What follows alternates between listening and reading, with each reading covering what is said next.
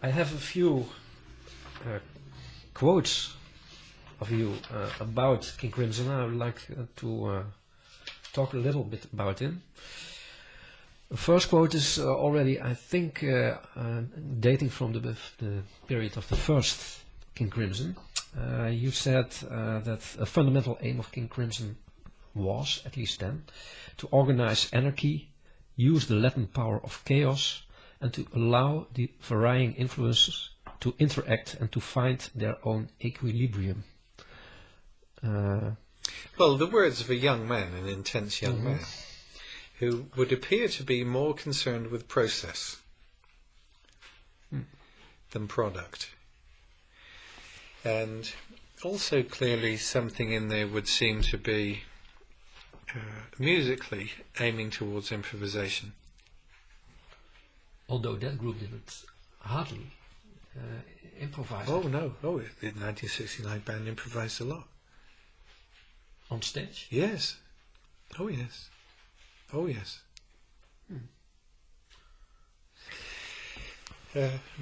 King Crimson's way of doing things is always also a sense of process.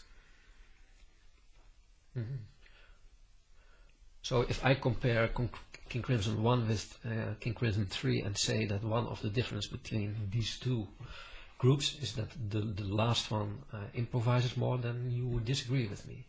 I'd say the main difference between 1 and 3 is there are different men in the group. But I would say there is the same informing and invitalizing spirit, which is common to all the Crimsons. But when you say in 69 that a fundamental aim of King Crimson is to organize anarchy, what kind of anarchy do you think? You have to distinguish here between actually anarchy and anarchism. Traditional notions of anarchy, they're without a ruler. If you look at political commentaries on anarchy and anarchism, without a ruler. And anarchism is a political condition where the society is sufficiently mature that everyone is, in a sense, their own personal ruler. In other words, it's close to enlightenment. Now, this may well be an aspiration, and in terms of King Crimson, where King Crimson's political functioning is an intriguing one, in that it's not really democratic. If anyone doesn't want to do something, it's not a question of a majority vote carries it. It doesn't happen. If any one member is actually strongly against a particular idea, it doesn't happen. So it can't be a democracy or a majority vote would take it. And it can't be a situation where you have a band leader, because the band leader would make the choice for the other men. So it's not that either. And as a form of functioning political unit, the closest model of traditional political models available is actually that of the anarchism. Anarchy is where everything is a mess. There is no ruler, but the members of the society don't have the maturity to actually act responsibly from themselves. And out of this seething mass of energy and discontent and disequilibrium comes something, emerges an order. How to bring that order out? But you say then also that you want to use the latent power of chaos. If you look at all the negativity and disruption which you'll find in our present world every bit as much as in 1969, how do you turn this around? How do you you can't really neutralize negativity, because whenever you have a positive current, you will always have a negative current which will balance it. So the question is, how do you transform it? And another way of approaching that 30 years later from a somewhat more mature position would be, how do you turn a seeming disadvantage to your advantage? Mm-hmm. How do you take all this energy, which would otherwise be wasted maybe in seething negativity or frustration, how do you take that and turn it around so it actually helps you on the way to where you're going? And in this you begin to find a beginning approach to acquiring a personal discipline, where all of this, which might be true of society or a group of people, is present within ourselves. Mm-hmm. So how do you take your own personal negativities, frustrations, chaotic and anarchic impulses, and turn them into an ordered, functioning, efficient system or person or individuality? Mm-hmm. Well, by acquiring a discipline is the answer. Yeah, yes. But then you move on to quotes from 12 years later, I expect. Well, I have another quote. I don't know if it's from 12 years later. Another quote of you about King Crimson. That my interest is in how to take the energy and spirit of rock music and extend it to the music drawing on my background as part of the European tonal harmonic tradition. In other words, what would Hendrix sound like playing Bartok? But would you think that this statement still is valid for the double trio and the King Crimson 4 edition? Well, in terms of finding a way of the American energy, the music form rock music, and the European musical languages available. Well, this was true in the first period up to the end of 74. In 81, Crimson, half of the members being American, took on board, shall we say, world music influences, and influences also from my side, from being a New York dweller. I went to live in 1977. So you'll find various punk, post-punk, noise, no noise, and world music influences in there as part of the available musical materials. So if you like, the musical brief has extended. Uh-huh. So you still have the energy which we recognize as the energy which says this is rock music, if you like, as opposed to I'm listening to jazz or I'm listening to the European conservatory tradition. Mm-hmm. This is still rock music, but the dialects available are much, much broader. Mm-hmm. But could one say that King Crimson of, well, let's say the older King Crimson was trying to make some kind of a fusion, although that word is not, that has all kinds of negative connotations. Because there are so many connotations with the word, I wouldn't ever myself use it and haven't. Right. But were you trying to connect rock energy with so-called classical musical approaches?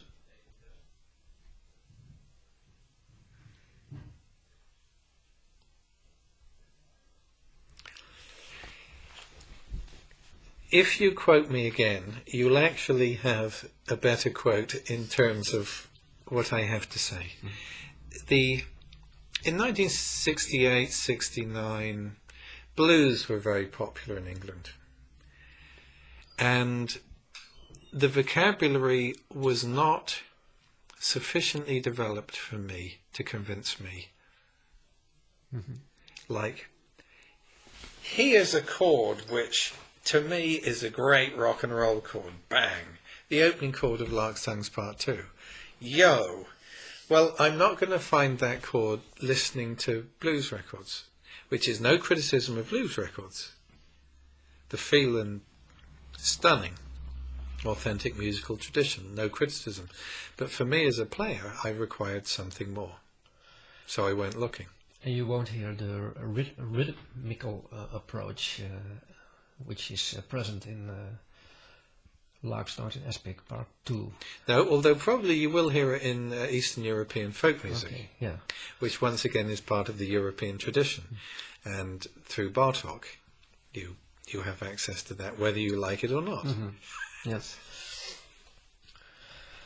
Stravinsky as well, Rite of Spring, is particularly influenced by folk or traditional music of the region, or whatever you want to call it.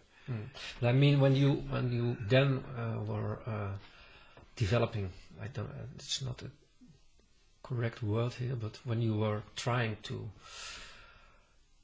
innovate the music of King Crimson, you were maybe in those days more trying to put influences of the classical music in it than... I don't quite think of it like that. In terms of a thinking process, not quite that. But as a rock musician, what was available as it was being played by other groups, well, we can go further than this. There's something else available for us to play. And this is it. It's called fracture, or whatever it might be. But this is always in dialogue with the other musicians you're playing with, the other players you're working with.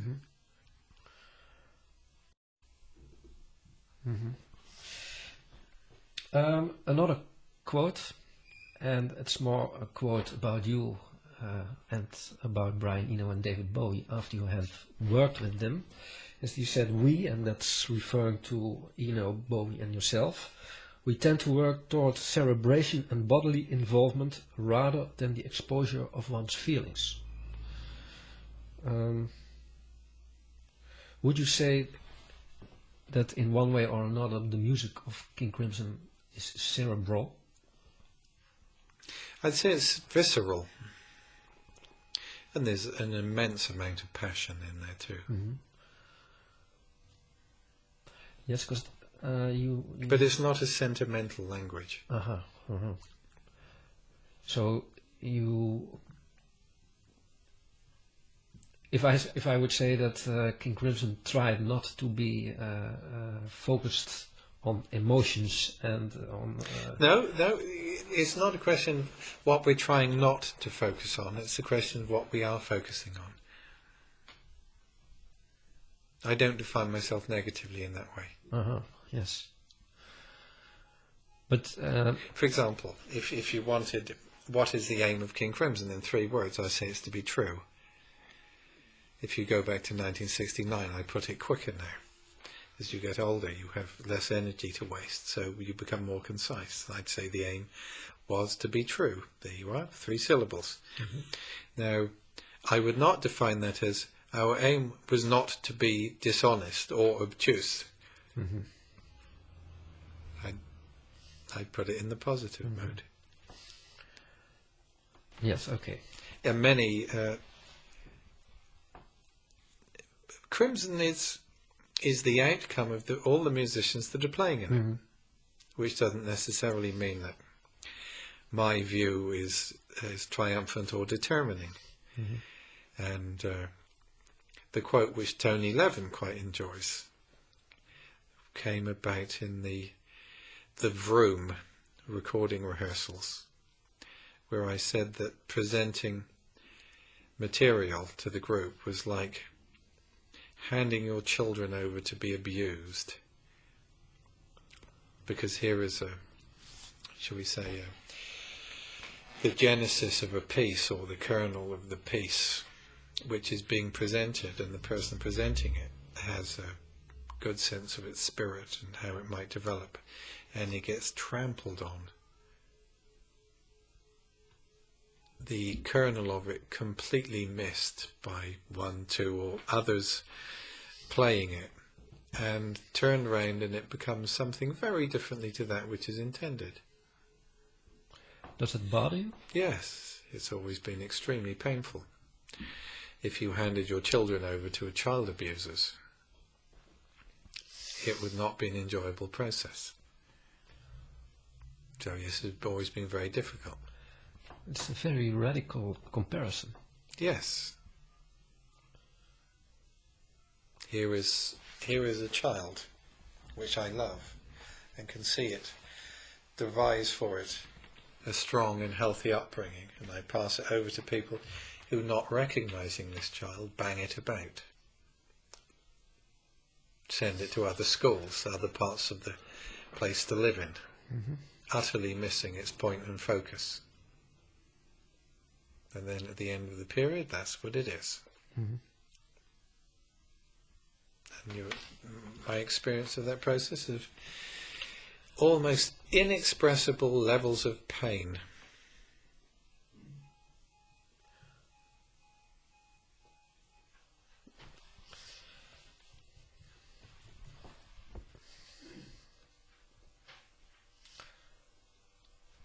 Can one do something about that? Is that to be... Learn to suffer.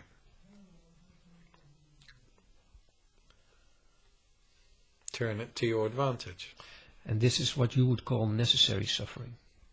Well, if you're working in a group called King Crimson with these guys and this is what's happening, it's an inevitable suffering. How can you make use of that for yourself and your own discipline? And finally, if you feel this is utterly dishonest, then you might say no. But otherwise, you see the suffering. It's hard. You see, within part of my packing, this is interesting, the packing I've been doing recently of the office and my home, is I come across various gems and items from the past. And one of them I came across was a quote from Bill in 1984, where what Bill wanted in terms of King Crimson was an album a year with 3 tunes on it. That's an exact quote. An album a year with 3 tunes on it. In other words, provided for 3 of the tunes on a King Crimson album, Bill felt that whatever he had 3 tunes on it, however you understand that, for me it's that Bill felt that these tunes express what Bill would wish to express. For me, being in King Crimson has always been none of the guys really ever get to express themselves. The group is paramount. And historically what's happened is that all the guys for a year are prepared to give up their particular slant on what they might like. And within that first year you develop perhaps a very different take, vocabulary, sense of things. But after that there is a tendency to, well, we've done that, now I'd like to play the way I always like to play, like with Bill, I'd like to play cymbals now. Or Adrian, well, you know, I've done that interlocking guitar part for a year, now I'd like to. And my point in 1982 was we've established a very different, a very new repertoire for a 4-piece rock group. I'd like to take it further. And that's why in 1982 the King Crimson began gradually to break up, and finally did so in 1984.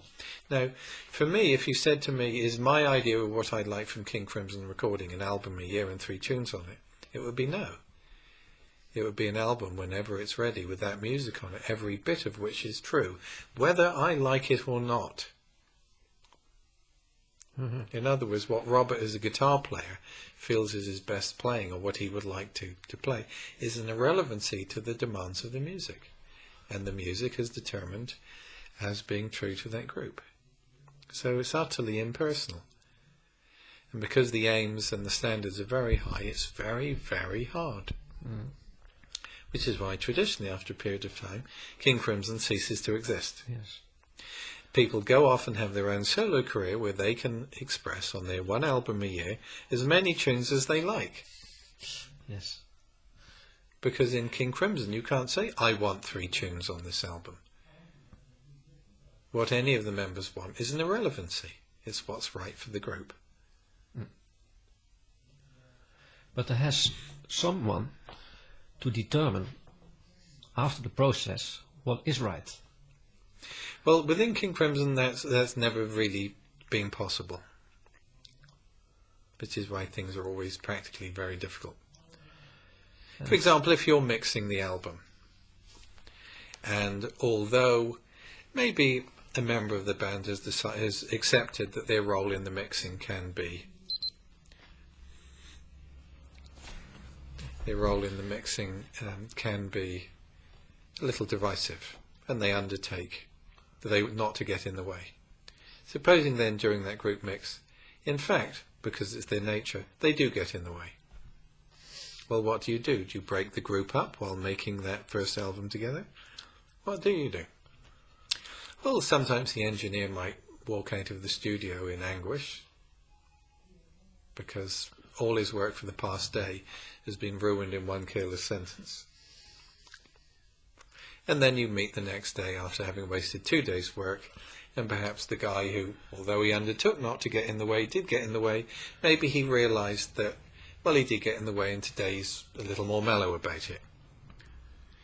But in this simple example, you're just describing the life of any working group of people, whether it's working in an office, in a radio station, in a group, making a record or whatever. Mm-hmm. If you don't have the defining person, if you like, that's part of what happens. But King Crimson will never have that person, that deciding person. Well, it hasn't to date, but it's one of the reasons why King Crimson is also exceptional, and why we're here 30 years after this way of doing things began. Mm-hmm. What has happened in the past 2 years is that I've been making more phone calls and doing more convening. Because with 6 guys, it simply wasn't coming together. And I presented 3, and by one count, 4 different ways of working to Bill. And none of them, he wasn't able to accept any of them as they were. And essentially with Bill, his musical concern is currently with earthworks, which he's been moving towards for 30 years. And earthworks, which is a disciplined artist, is the perfect forum I can imagine for Bill to play in. Tony Levin is, or was, on the road with Seal, and also considering work with Peter Gabriel. So earlier this year, I had to face the fact that King Crimson, as a double trio, was never likely ever to work together again. Or I had to make a call. And at that point, since Bill and Tony were well committed, I approached the other 3 and suggested that the next stage for King Crimson is a quartet, with doors open for Tony and Bill. But that the next stage for King Crimson, which begins recording the next studio album, meets at Nashville in Adrian's studio in the middle of October. And I'm going in to visit Adrian in Nashville in the middle of August for a couple of weeks to accelerate and progress the songwriting side of the work. And I'm in initial discussions for that King Crimson to make its debut playing live in Buenos Aires next April. And we're looking at extensive touring next year. Also in Holland, I hope. It's very, very difficult to work in Europe because of the withholding tax. If you work in Europe, Germany is the key to it. And Germany's withholding tax is 31%. If you reckon, looking at your figures, a successful touring group will earn between about 10 and 30% of its gross to pay the musicians, depending on various things. 31% to be paid to the German government means if you're hugely successful, you learn nothing. And if touring Germany underwrites your European tour, it's very hard to make sense of it. So I'm continuing to try, and what I'm currently doing is looking to see if it's possible for King Crimson to play on a package. I very much like playing in a caravan. I loved playing on the Horde tour in America in 1996. It becomes an event. Lots of groups on 2 stages, It becomes an event. People who never see King Crimson get to see King Crimson. Oh. Oh.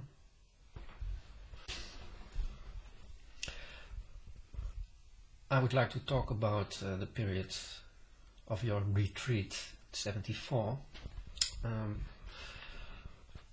It's after King Crimson 3 broke up.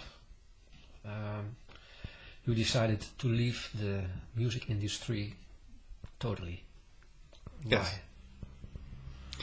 Because it seemed to me that the aims and the aspirations which I held dear could no longer be achieved within rock music. The sense of possibility of 1969 didn't make it into 1970, and I saw what success and fame and celebrity and drugs did to a lot of people, both players and in the industry. And it became an industry, and dishonesty tends to accompany large amounts of money, if not to precede it even. And the audiences themselves,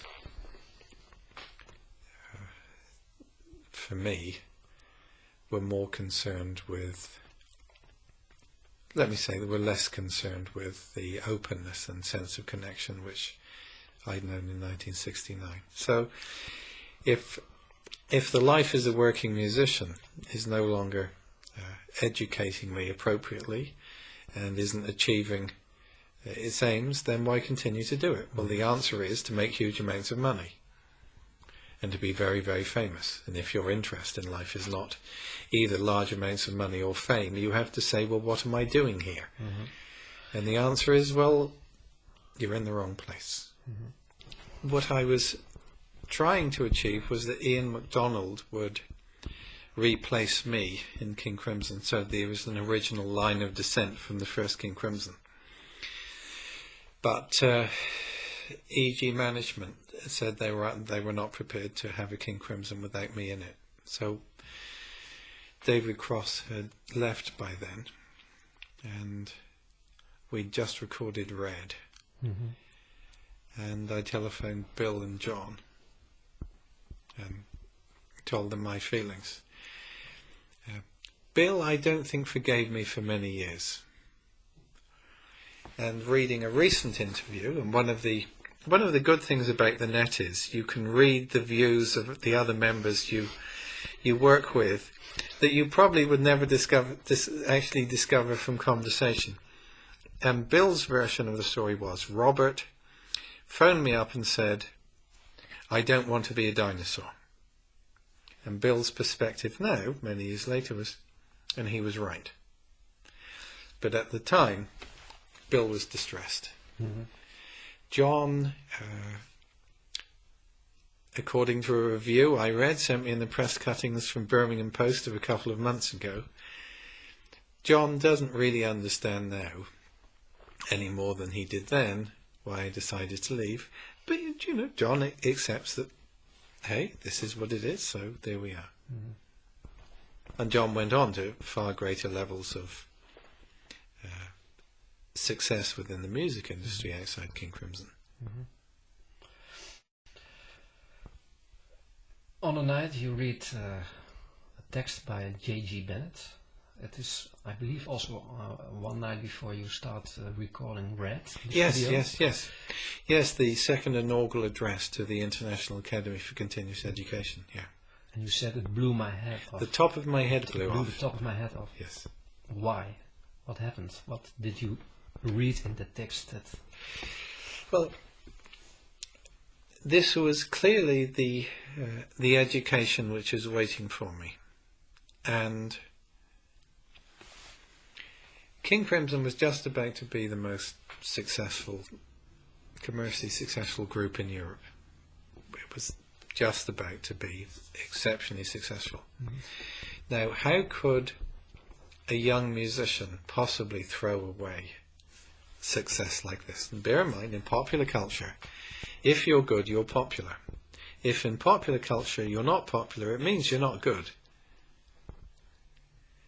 So here were the other members of the group that I had responsibility towards. Here was a level and degree of acceptance and acknowledgement of what King Crimson was doing, and at the same time it all seemed mad to me. So how could you leave this? How could you not leave this? And Mr. Bennett spoke with an authority which to obviously the young people that went to the academy at Sherborne obviously spoke and addressed to them too. Gave a sense and approach to things. If the aim is to be true, well, how can you make a personal approach to that? How can you establish a practice? And I went to Sherborne to begin to establish a personal practice and discipline. Mm-hmm. But you also said that you needed a teacher. Yes, I needed someone who knew a lot more than me, mm-hmm. and not only knew but could do something about it. It needed to be grounded in practice. But did you feel one way or another lost? That word would not accurately convey my sense of it.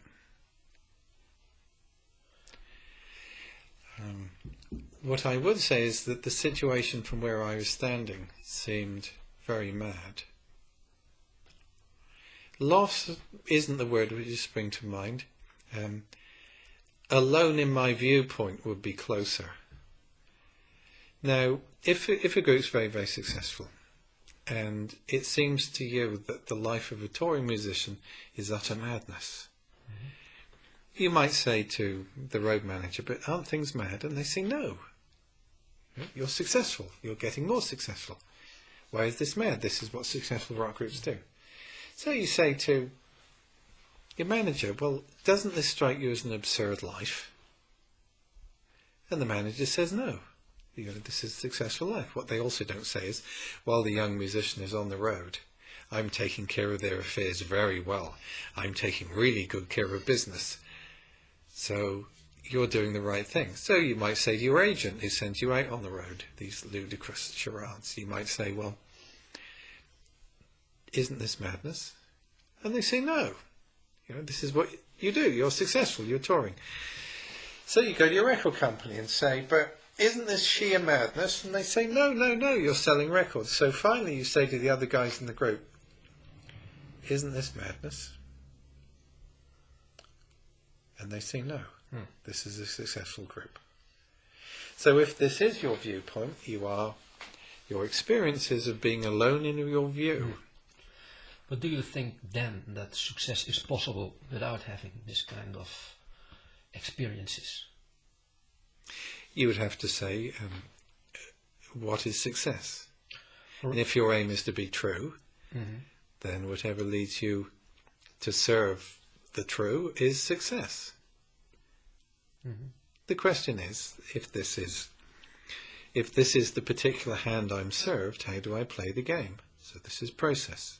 Mm-hmm. I'm not complaining at the situation. I'm describing how I dealt with it. And I accept that what I feel, or what I see as being completely crazy, an absurd way of living, which so did Jamie Muir, which is why he left.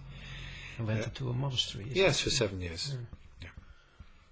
Well, that's a particular approach which some would call mad, which I see as being quite sane.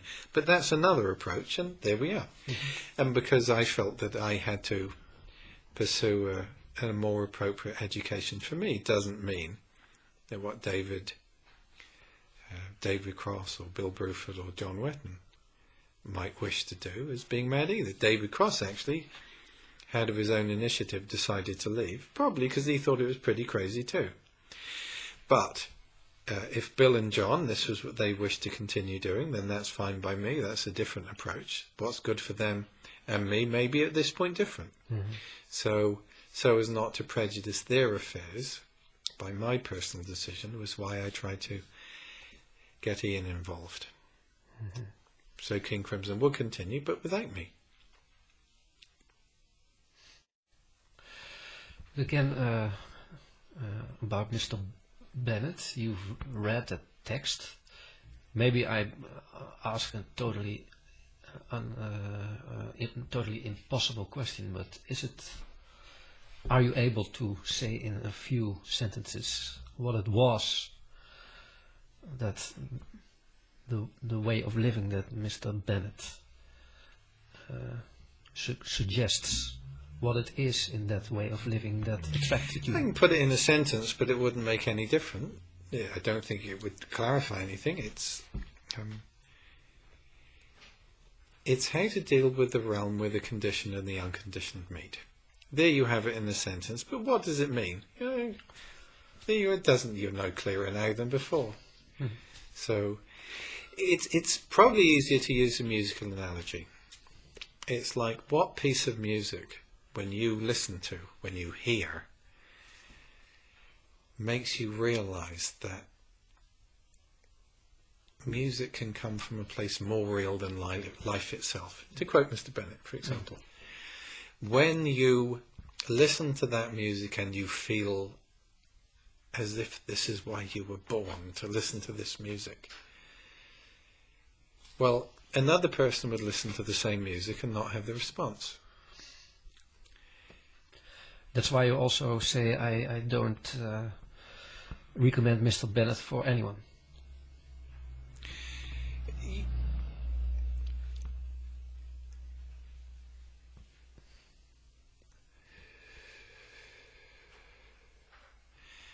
Well, currently there is not a delineated lineage, if you want to put it like this.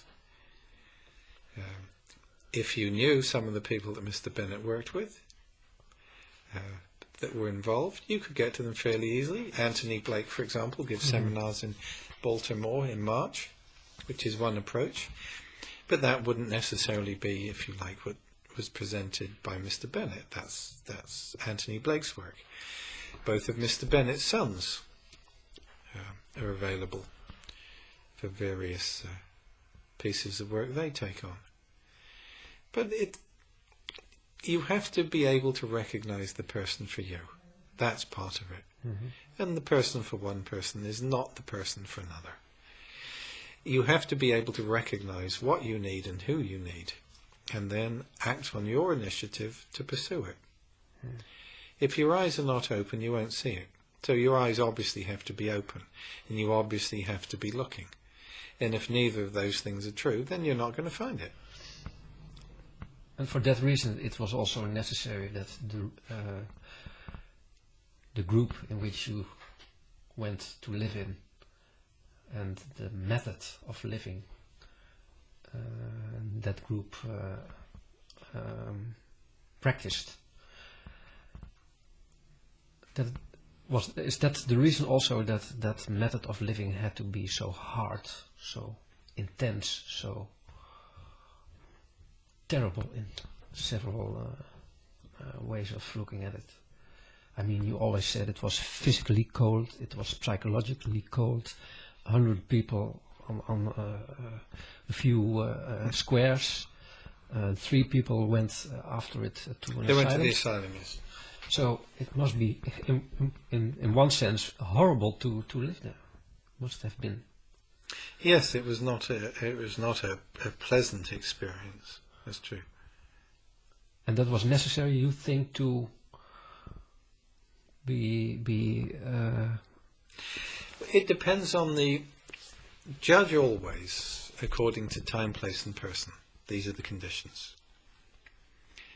So you can only say, were these conditions right for those people at that time in that particular place? You can't extrapolate from that and say, would this work for other people in a different time and place?